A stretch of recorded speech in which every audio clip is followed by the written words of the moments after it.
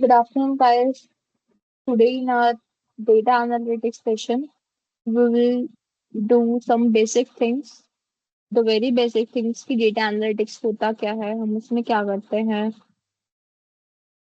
क्या क्या चीजों की नीड होती है, क्या स्टैटिस्टिक्स हम इसमें लगाते हैं, एक्सेल से वर्क करते हैं, सीक्वल से करते हैं, हम डेटा को डिसीजन मेकिंग तक कैसे लेके जाते हैं, सब पढ़ेंगे। तो मैं आपके साथ एक प्रेजेंटेशन शेयर करती हूँ। उसके बेसिस पे हम लोग पढ़ेंगे।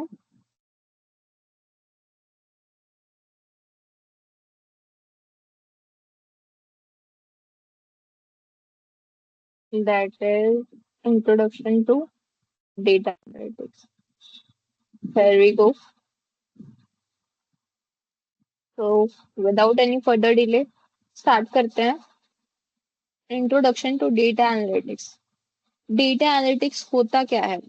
ये एक प्रोसेस होता है रो डेटा को देखकर, रो डेटा से लेके पैटर्न्स को फाइंड करना, कॉन्फ्यूजन्स निकालना, डिसीजन निकालना कि क्या डेटा बोल रहा है, क्या हमारे पास इंसाइट्स निकले हैं, क्या हमने उस पे वर्क किया है, हमारा गोल क्या है। हमारा गोल हमेशा से ये होगा, हमेशा से एक डिसीजन होगा या इंसाइट होगा। सिर्फ मेकिंग चार्ट्स नहीं होगा, हम सिर्फ चार्ट्स नहीं बना रहे हैं, हम उसमें से डिसीजन भी ले रहे हैं कुछ। अगर आप कोई चार्ट बनाते हो, कोई पाई चार्ट बना रहे हो, बार चार्ट बना रहे हो, कुछ भी बना रहे हो, तो वो उसमें से हमेशा से आपका एक डिसीजन निकलना चाहिए। कोई एनालिटिक्स आप जरूर करो। विदाउट ए डिसीजन और you can't do, you can say that कि आपने ये एनालाइज किया है, आपने डेटा से ये किया है, ऐसा नहीं हो सकता। अब आप एक एग्जांपल ले सकते हो कि एक क्रिकेट कोच है, ठीक है। वो देख रहा है कि एक प्लेयर की लास्ट 20 इनिंग्स हैं जो डिसाइड करेंगी कि उसका बैटिंग का ऑर्डर क्या है, ठीक है, कि वो किस ऑर्डर में बैटिंग करता है। लास्ट की 20 इनिंग्स डिसाइड करेगी। तो ये उसका एनालिटिक्स है। एनालिटिक्स कर रहा है किस बेसिस पे कि 20 इनिंग्स है उसकी, देन उसकी बैटिंग क्या कहती है। और इसमें कोई स्प्रेडशीट्स की नीड ही नहीं है आपको, कुछ डेटा ऐसा कोई वो नहीं है, विदाउट एनी स्प्रेडशीट है। बस यही है कि उसके पास 20 इनिंग्स है, लास्ट उसका डेटा है प्लेयर का, ठीक है। क्या होता है data analytics? Examining the raw data, ठीक है, पैटर्न्स निकालने के लिए। और डेटा को फर्स्ट स्टेप क्या होता है हमारा? रो डेटा होता है, ऑर्गेनाइज डेटा, अनऑर्गेनाइज डेटा होता है, जिसपे हम ट्रेंड्स भी निकालते हैं, पैटर्न्स भी निकालते हैं, क्वेश्चंस को आंसर भी करते हैं, है ना। और फिर उसमें से डिसीजन निकालते हैं। To collect, to manipulate, to cleaning, to interpret the data, to analyse the data, और उसमें से डिसीजन इंसाइट्स निकालने हैं आपको। सॉरी।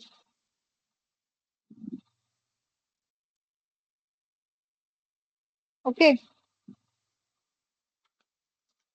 ये हमारा एनालिटिक्स होता है। अब ये मैटर क्यों करता है हमें? क्योंकि ये हमारा गेस वर्क रिड्यूस कर देता है, हमें इतना सोचना नहीं पड़ता है कि हम सिर्फ चार्ट्स के बेसिस पे ही डिसीजंस ले लेते हैं। एविडेंस आ रहा है चार्ट हमारा एक, और हम कोई ओपिनियन नहीं लगा रहे, कोई हायरार्की नहीं लगा रहे हैं, कुछ नहीं कर रहे हैं। ये सिर्फ हमारा क्या है, डेटा के बेस पे डिसीजन है। गेस वर्क कम हो जाता है हमारा। फिर हमारा जो रिस्क हम लेते हैं और अपॉर्चुनिटीज को आइडेंटिफाई करते हैं, लाइक एक हम एग्जांपल लेते हैं कि a dip in repeat purchases from one reason। A dip purchase को रिपीट कर रहा है एक रीजन से, और एक प्रोडक्ट की कैटेगरी को परचेज कर रहा है, और वो ग्रोइंग कर रही है ना, क्योंकि एक ही रीजन से ले रहा है और एक प्रोडक्ट से ले रहा है। तो ये हमारा क्या है, इंसाइट है डेटा से, ठीक है। और ये इम्प्रूव एफिशिएंसी को इम्प्रूव करता है, कॉस्ट भी नहीं है, टाइम भी ज्यादा नहीं लगता, मनी भी कोई वेस्ट नहीं होती है। एग्जाम्पल ले सकते हैं कि अगर एक मार्केटिंग चैनल है जो ज्यादा स्पेंड करता है लेकिन उसकी कन्वर्जन्स बहुत लो है ना, तो एफिशिएंसी को भी इम्प्रूव करता है।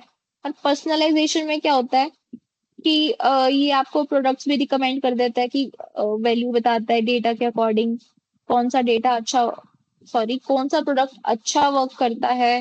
रिकमेंडिंग प्रोडक्ट्स भी आ जाते हैं हमारे पास, उनकी प्राइजेस भी आ जाती हैं, कंटेंट बेस पे कस्टमर का बिहेवियर भी आ जाता है, ऑल थिंग्स आ जाती हैं, पैटर्न्स बता देता है, कौन से टाइम पे कौन सा प्रोडक्ट ज्यादा वैल्यूएबल है, कौन से टाइम पे कौन सा प्रोडक्ट कम वैल्यूएबल है, कितना किसका प्राइस कैसा है।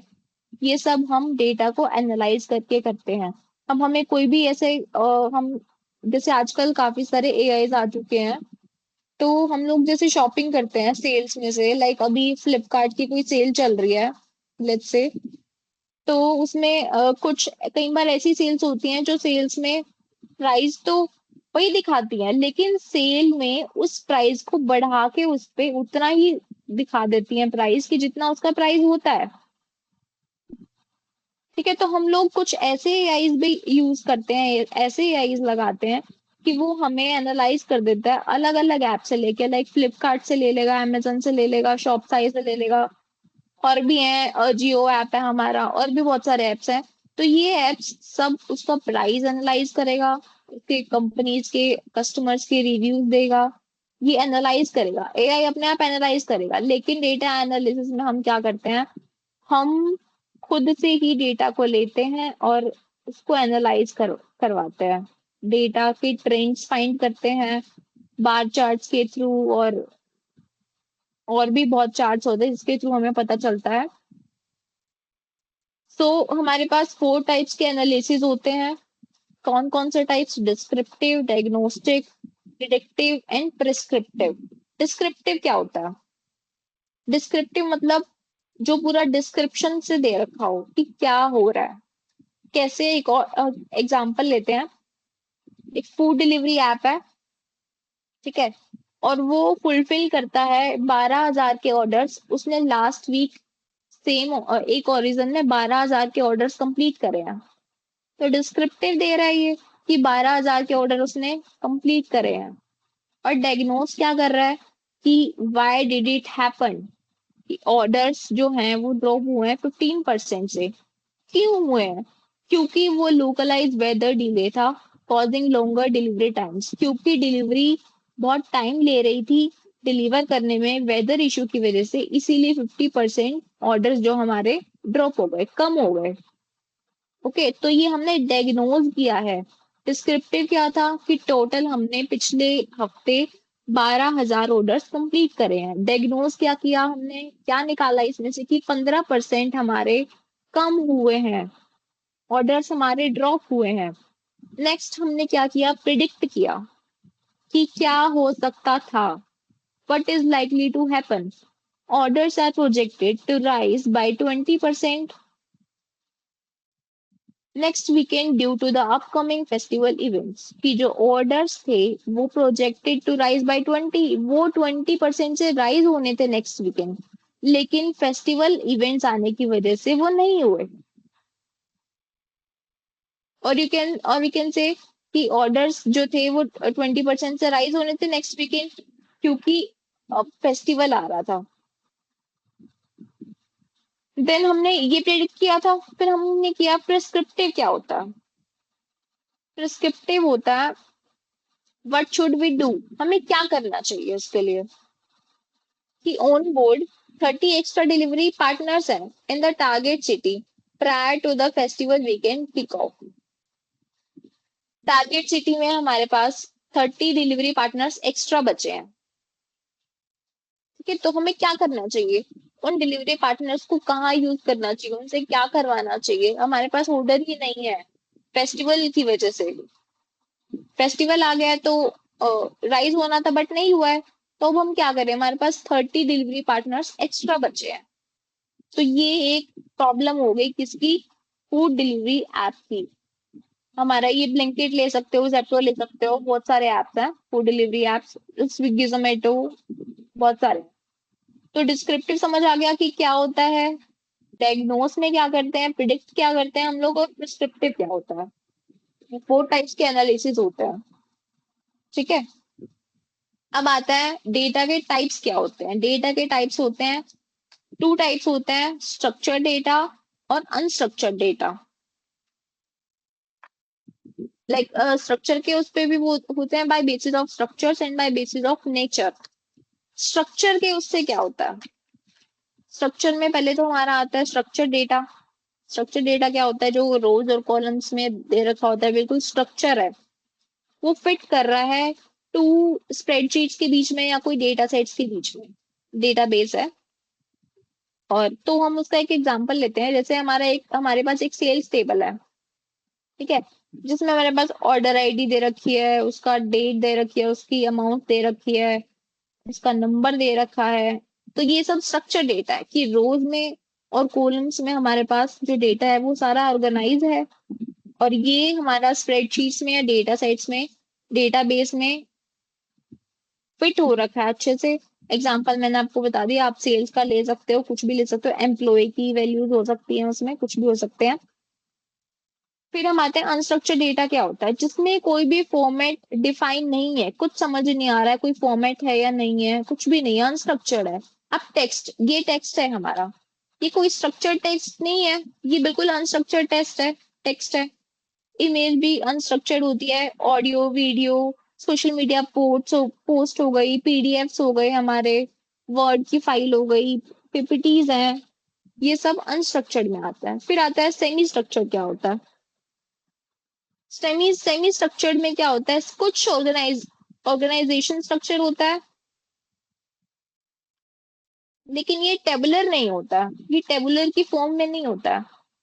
लाइक एग्जांपल ले सकते हैं, जेएसओएन की फाइल और एक्सएमएल की फाइल कभी भी टेबुलर नहीं होती है। जैसे अब ईमेल्स आती हैं कुछ, जिनमें हेडर्स होते हैं बट कुछ टेबल नहीं बना होता, और कुछ ऐसे स्ट्रक्चर्ड नहीं होता है, कुछ स्ट्रक्चर्ड होता है। लाइक हेडर्स हो गए तो वो स्ट्रक्चर हो गया, बट उसके नीचे जो है, जो उसका पार्ट है, उसकी जो वॉल्यूम है, वो स्ट्रक्चर नहीं है। तो ये सेमी स्ट्रक्चर्ड है, जिसमें डेटा तो अच्छे से फिट हो जाता है, लेकिन कुछ डेटा फिट हो जाता है उसमें, बट स्टिल कोई टेबल नहीं बनी हुई है, किसी फॉर्म में नहीं है, ऐसी पैराग्राफ्स की फॉर्म में है, कुछ समझ आ रहा है, कुछ समझ नहीं आ रहा है। ओके। तो ये हमारे स्ट्रक्चर के बेस पे डेटा था। तो हम आते हैं अब नेचर के बेस पे क्या होता है। नेचर के बेस पे होता है क्वांटिटेटिव डेटा। क्वांटी मतलब जो क्वांटिटी बताता है। ओके, लाइक न्यूमेरिक वैल्यूज बताता है, वो मेजर करता है कितनी क्वांटिटी है, कि उसकी एज कितनी है, इतना कितनी क्वांटिटी है, कितनी क्वांटिटी में बिका है, और इसका खर्चा कितना है, कितनी क्वांटिटी में खर्चा, एक्सपेंस क्या है, सब न्यूमेरिक वैल्यूज में होते हैं, जो वो हमारी क्वांटिटी होती है। ठीक है। और ये डिस्क्रीट भी हो सकती है, लाइक डिस्टिंक्ट भी चेंज होती रहती है, और काउंट भी कर सकते हैं, आप उस इंटीजर को काउंट कर सकते हो। The specific number of orders process, count of active users, जो आप इसको काउंट कर सकते हो, लाइक जो होल काउंट है, तो आप नंबर ऑफ ऑर्डर्स को काउंट कर सकते हो। और अगर आप कॉन्टिन्यूस में लो तो आप टेम्परेचर को और वेट को ले सकते हो कि कॉन्टिन्यूस है ये। डिस्क्रीट में क्या होता है, नंबर ऑफ ऑर्डर्स जो चेंज भी होते रहते हैं, बट कंटिन्यूस जो है टेम्परेचर और वेट, वो थोड़ा कम उससे चेंज होता है। लाइक डिस्क्रीट में तो कंटिन्यूस एक टाइम के लिए तो कंटिन्यूस रहेगा, देन फिर वो डिस्क्रीट में आ जाएगा। फिर उसके बाद बात करते हैं हम क्वालिटेटिव की। क्वालिटेटिव में कैटेगरिकल डेटा आता है हमारा, जिसके लेबल्स बिल्कुल डिस्क्रिप्टिव होते हैं कि ये रीजन है, ये कंपनी का प्रोडक्ट है, ये कस्टमर का फीडबैक है, ये टेक्स्ट है, ये सब चीजें हैं। ये नॉमिनल भी हो सकता है, मतलब जैसे कोई ऑर्डर नहीं है, कोई रीजन, नो ऑर्डर, कोई रीजन नहीं है। रीजन इज RESON वाला नहीं, रीजन REGION वाला रीजन की बात कर रही हूँ मैं यहाँ पे। तो ये डिस्क्रिप्टिव भी हो सकते हैं, categories, geographic regions and product colours, ये सब नॉमिनल है, मतलब कोई ऐसी प्रॉपर कैटेगरी नहीं बताता है। बट ये जो है ऑर्डिनल में ये प्रॉपर कैटेगरी बताता है कि कस्टमर सेटिस्फेक्शन की रैंक क्या है, लाइक लो है, मीडियम है या हाई है। तो ये ऑर्डिनल कैटेगरी में है कि जो क्लियर हो कैटेगरी, कोई सीक्वेंस हो वैल्यू का, तो वो ऑर्डिनल कैटेगरी है। नॉमिनल में कोई सीक्वेंस नहीं होता और कोई हायरार्की नहीं होती, कोई ऑर्डर नहीं होता। लाइक एग्जांपल देख सकते हो आप, जियोग्राफिक रीजंस और प्रोडक्ट कलर्स। ओके, अब नेक्स्ट आते हैं हम, डेटा के लाइफ साइकिल क्या है, कि डेटा पे वर्क करने के लिए उसकी साइकिल क्या होती है। सबसे पहले क्या पार्ट होता है, हम क्या करते हैं। तो सबसे पहले तो हम रो डेटा को कलेक्ट करते हैं या फिर हम उस डेटा को बनाते हैं, फिर हम उसको स्टोर करते हैं। स्टोर आप सीक्वल में स्टोर कर सकते हो, एक्सेल की स्प्रेडशीट्स में स्टोर कर सकते हो, एक्सेल की वर्कबुक्स में स्टोर कर सकते हो, गूगल शीट्स की स्प्रेडशीट्स में स्टोर कर सकते हो। और आप देन आपने उसको स्टोर करके क्या किया है, क्लीन किया है, उसको प्रिपेयर किया है उस पे काम करने के लिए। क्लीन करेंगे हम, उसमें डुप्लीकेट वैल्यूज, मिसिंग वैल्यूज को हटा के और फिर उस पे काम करेंगे, और हम फिर एक्सप्लोरेटरी एनालिसिस लगाएंगे, ईडीए करेंगे। ईडीए तो हम बेसिकली पाइथन में यूज करते हैं, बट हम एक्सप्लोरेटरी एनालिसिस करेंगे, इसमें हम पहले एक्सेल का यूज करके करेंगे। तो एक्सेल में हम ट्रेंड्स बनाएंगे, ग्राफ्स बनाएंगे, पाई चार्ट बनाएंगे, ऑल द थिंग्स करेंगे। फिर हम उन ग्राफ्स के अकॉर्डिंग विजुअल करेंगे कि ग्राफ क्या बता रहा है, हम विजुअलाइज करेंगे और देन उसको रिपोर्ट करेंगे, कुछ डिसीजन निकालेंगे on the basis of graphs. मैंने आपको बताया कि बिना ग्राफ के, बिना अच्छे ग्राफ के डिसीजन नहीं अच्छा निकलेगा। और अगर आपका ग्राफ कोई डिसीजन नहीं बता रहा है तो आपका वो ग्राफ वैल्यूएबल नहीं है। ठीक है, तो थोड़ा डेप्थ में जाते हैं कि रो डेटा पॉइंट्स जनरेट किए हमने और कैप्चर्ड किए कहाँ से, किसी एक्सटर्नल सोर्स से, लाइक ऐप लोग हो गया, ट्रांजैक्शनल रजिस्टर्स हो गए, यूजर रिस्पॉन्स फॉर्म्स हो गए।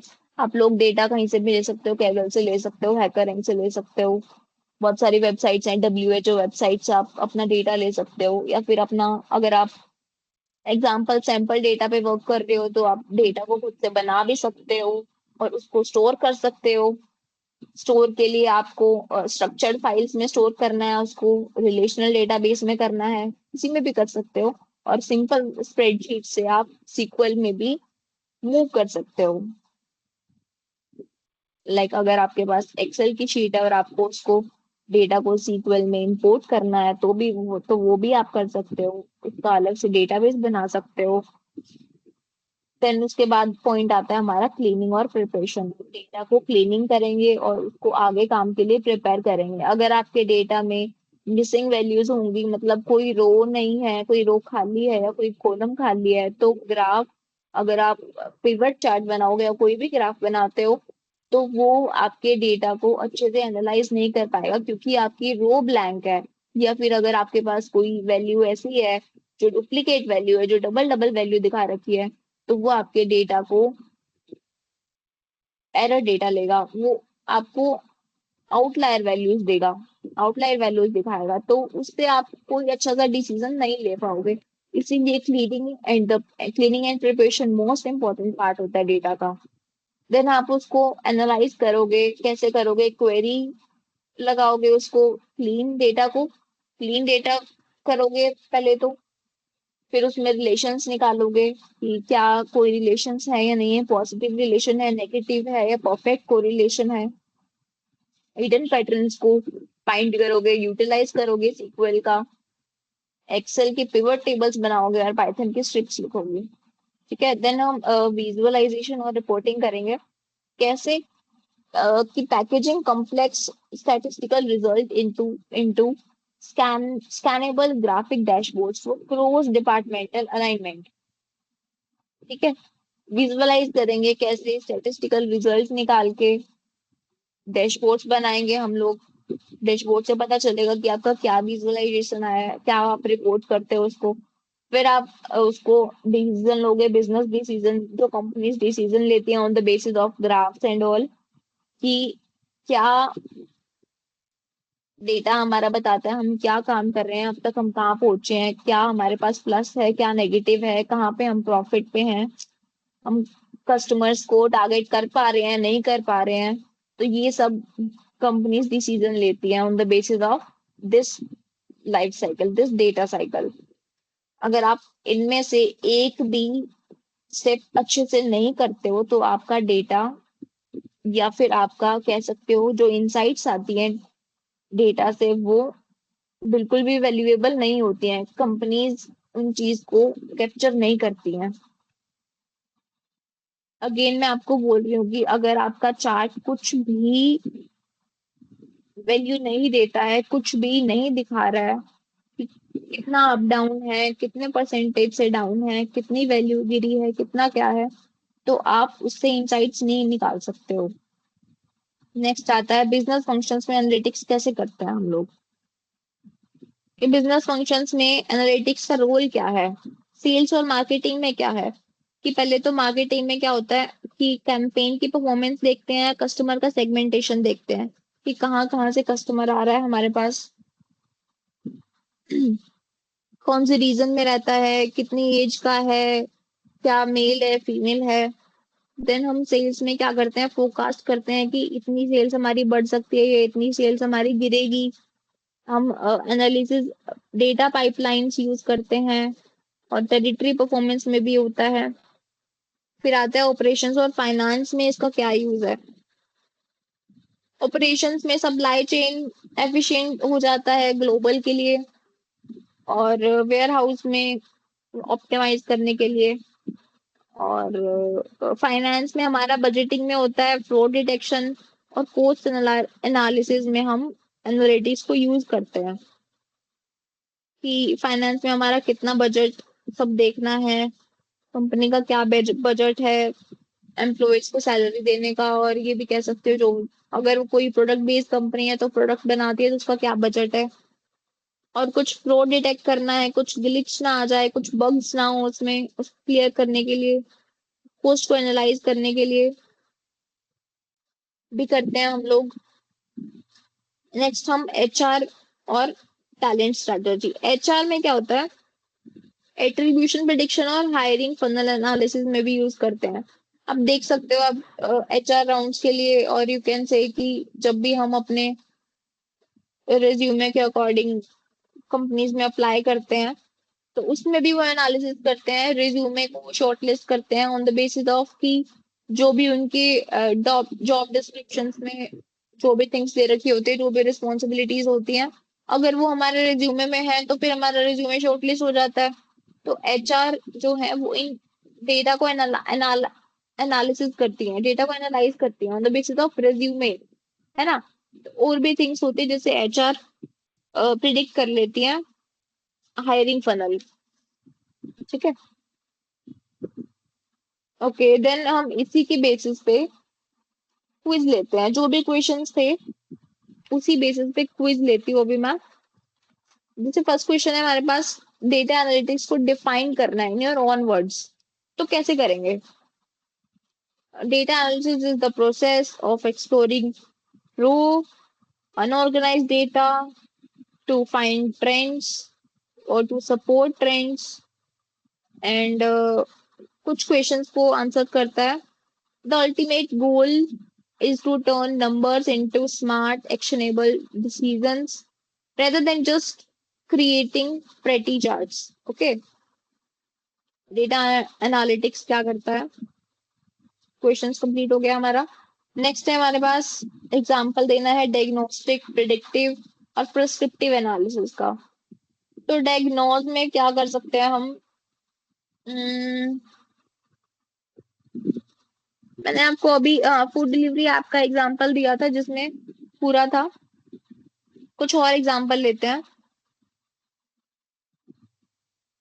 जैसे कोई नया सॉफ्टवेयर अपडेट हुआ है, ठीक है, हमारे फोन में या फिर कह लो या लैपटॉप भी कुछ सॉफ्टवेयर अपडेट हुआ है पीछे से, तो और उसमें क्या हो गया, ब्रोक हो गया है कुछ, कुछ ऐसा बटन, कुछ ऐसा थिंग, कुछ ब्रोक हो गया जो पहले थी और अब नहीं है क्योंकि सॉफ्टवेयर अपडेट हुआ है। तो डायग्नोज किया हमने कि ये क्यों हुआ है। ठीक है, न्यू सॉफ्टवेयर अपडेट आया और कुछ ब्रोक हो गया पीछे से, कि जो हमारा पेमेंट वाली थिंग्स थी या फिर कुछ भी ऐसा थिंग्स था, हमारे एप्स कुछ नहीं चल रहे हैं, तो वो क्या था, डायग्नोज किया हमने। क्या डायग्नोज किया कि हमारी ये वाली थिंग्स वर्क नहीं कर रही हैं। फिर हमने प्रिडिक्ट करना है। प्रिडिक्ट प्रिडिक्ट का हम एक एग्जांपल लेते हैं कि अगर हम कुछ इसी बग को जो मैंने एग्जांपल लिया है, इसी बग को अगर हम सॉल्व नहीं करते हैं, तो हम कम से कम भी कुछ इतने अमाउंट का लॉस कर जाएंगे अगले महीने तक। ठीक है, तो हमने ये प्रिडिक्ट किया है। हमने प्रिडिक्ट किया है कि बाय द नेक्स्ट मंथ हम 10,000 और 20,000 का लॉस कर जाएंगे इस बग की वजह से। अगर हमने अपना बग सॉल्व नहीं किया तो हम लोग लॉस में चले जाएंगे। और वो बग हमारा क्या था कि हमारा कोई पेमेंट बटन या कोई जो हम ले सकते हैं फाइनेंस में, हमारा पेमेंट गेटवे बटन होता है समथिंग, वो हमारा वर्क नहीं कर रहा है या फिर कुछ उसमें ग्लिच आ गया है। तो इसकी वजह से हम लोग इतने ₹10 और 20 में लॉस कर जाएंगे अगले महीने तक। और फिर नेक्स्ट एग्जांपल लेते हैं प्रिस्क्रिप्टिव का। प्रिस्क्रिप्टिव में क्या होता है, रोल बैक कर सकते हैं अगर जो सॉफ्टवेयर अपडेट है वो अचानक से ही इंजीनियरिंग वालों को हम दे दें। लाइक समटाइम्स की जो ये बग्स वगैरह ये सब चीजें जो होती हैं कि आईटी वाले और इंजीनियरिंग वाले सॉल्व कर पाते हैं, तो हम उनको आज ही दे देंगे, अभी सॉल्व कर देंगे वो लोग, ताकि हम लोग नेक्स्ट मंथ अपना ये लॉस ना हमारा लॉस ना हो, हम उस लॉस से बच सकें। तो ये हमने प्रिस्क्राइब किया है। ओके, प्रिस्क्रिप्टिव एनालिसिस करिए। नेक्स्ट क्वेश्चन है, is a customer specific date of birth qualitative और क्वांटिटेटिव, स्ट्रक्चर और अनस्ट्रक्चर्ड। एक कस्टमर की डेट ऑफ बर्थ क्वालिटेटिव है, क्वांटिटेटिव है, या स्ट्रक्चर और अनस्ट्रक्चर्ड है। तो मेरे उससे तो डेट ऑफ बर्थ उसकी स्ट्रक्चर्ड है। कैसे स्ट्रक्चर्ड है कि ये उसकी डेट है, ये मंथ है और ये ईयर है, तो बिल्कुल स्ट्रक्चर है, सब समझ में आ रहा है। कुछ और अगर हम इसको डेटा में भी करते हैं, टेबल वगैरह में करते हैं, तो रोज और कॉलम्स में अलग से डिफाइन हो सकता है। उसमें एक्सेल में हमारे पास आता है Y Y, month month and date date, तो इसका फॉर्मेट बना हुआ है, तो ये स्ट्रक्चर डेटा है। अब क्वालिटी और क्वांटिटी की बात करें तो ये क्वालिटेटिव में जाएगा, क्योंकि ये कैटेगरी भी है। ठीक है, क्यों? क्योंकि जो डेट ऑफ बर्थ है वो लेबल के उसे एक करती है ना। और आप इसको मीनिंगफुली ऐड नहीं कर सकते हो कि अगर आप टू बर्थडेज को मल्टीप्लाई करते हो आपस में, लेकिन आप उसको सॉर्ट कर लेते हो ओल्डर और यंगर। जैसे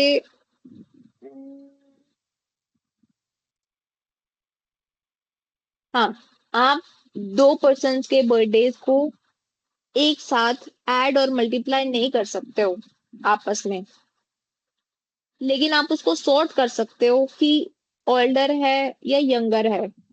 ठीक है, तो ये क्वालिटेटिव डेटा हो गया, ordinal data not nominal data. ठीक है, नेक्स्ट है रिकंस्ट्रक्ट द सिक्स की stages of the data life cycle in the correct sequential order.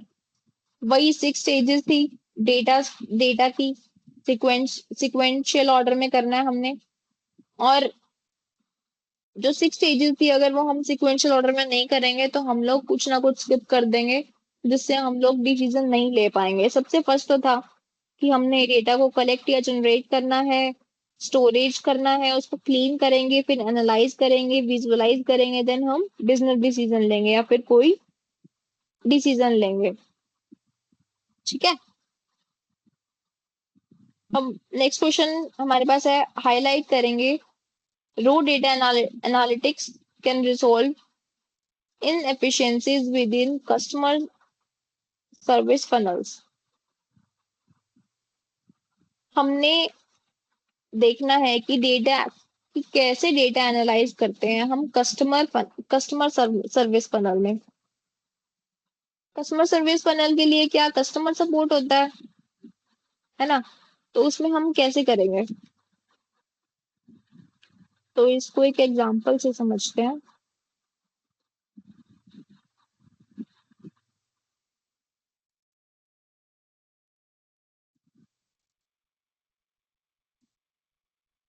जैसे हम्म कुछ एक अलग सा कुछ यूनिक सा एग्जांपल लेते हैं कि जैसे एचआर होते हैं, वो आइडेंटिफाई कर लेते हैं एम्प्लॉय के टर्नओवर ट्रेंड्स को और अपनी रिक्रूटमेंट को इम्प्रूव कर लेते हैं। वो मेजर करते हैं एम्प्लॉय की परफॉर्मेंस क्या है, या फिर अगर किसी एम्प्लॉय ने पिछली कंपनी में वर्क किया है तो वो वहां से भी देख सकते हैं कि उसने क्या क्या वर्क किया है, क्या क्या नया स्किल डेवलप करी है, उसने क्या क्या चीजें करी है। और सप्लाई चेन मैनेजमेंट में भी यूज हो सकता है कि एनालिटिक्स फोरकास्ट करते हैं डिमांड क्या है और इन्वेंट्री लेवल क्या है, और अपनी जो डिलीवरी एफिशिएंसी को इम्प्रूव भी कर लेते हैं। तो ये सब डेटा एनालिसिस के से होता है। डेटा को एनालाइज करते हैं कस्टमर सर्विस के थ्रू। तो ये हमारे क्वेश्चन ऑल कंप्लीट हो चुके हैं और आज का पार्ट कंप्लीट है हमारा। कल हम एक्सेल पे वर्क करेंगे, फॉर्मूलाज पे। ओके, कोई डाउट हो तो क्लियर कर सकते हो। बाकी that's all for the today. I hope सब थिंग्स आपको क्लियर हो गई हो।